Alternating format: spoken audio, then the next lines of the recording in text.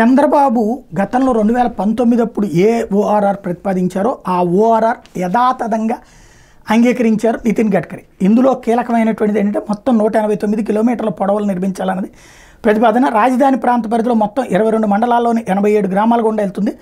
CRDA పరిధి బయట ఉన్న పట్టణ ప్రాంతాలు తెనాలి, ఉయ్యూరు, నందిగామ, గుడివాడ, కైకలూరు, మచిలీపట్నం, రేపల్లె, నిజాంపట్నం, పొన్నూరు, బాపట్ల, చీరాల, ఒంగోలు, అద్దంకి, సత్తెనపల్లి, చిలకలూరుపేట, నరసరావుపేట, పిడుగురాళ్ల, వినుకొండ, ఏలూరు, ద్వారకా తిరుమల, చింతలపూడి, తాడేపల్లిగూడు, నూజివీడు, తిరువూరు, జగ్గైపేట, తెలంగాణలోని మదిర, ఖమ్మం వంటి పట్టణాలు కూడా పరిగణలోకి తీసుకుని దీన్ని రూపొందించారు.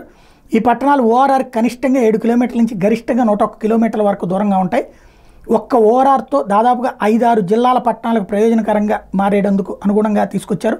ఓఆర్ఆర్ పరిధి లోపలికి వచ్చే పూర్తి మండలాల్లో విజయవాడ ఉత్తరం, తూర్పు సెంట్రల్, పశ్చిమ, విజయవాడ రూరల్, పెనమలూరు, ఇబ్రహీంపట్నం, తాడేపల్లి, మంగళగిరి, తుళ్ళూరు, తాడికొండ, పెదకాకని, గుంటూరు తూర్పు ఉన్నాయి.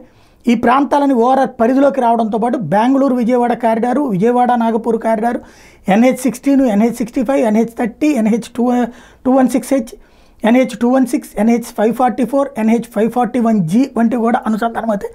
ఇవే కాకుండా మచిలీపట్నం పోర్టు, విజయవాడ అంతర్జాతీయ airport, Vizag Chennai industrial corridor, VCIC, అనేక ఇండస్ట్రియల్ పార్కులు కలుస్తాయి. ఇవి కాకుండా రాష్ట్ర రహదారులు, బైపాసులు, అంతర్గత రహదారులు కూడా అనుసంధానం అవుతాయి.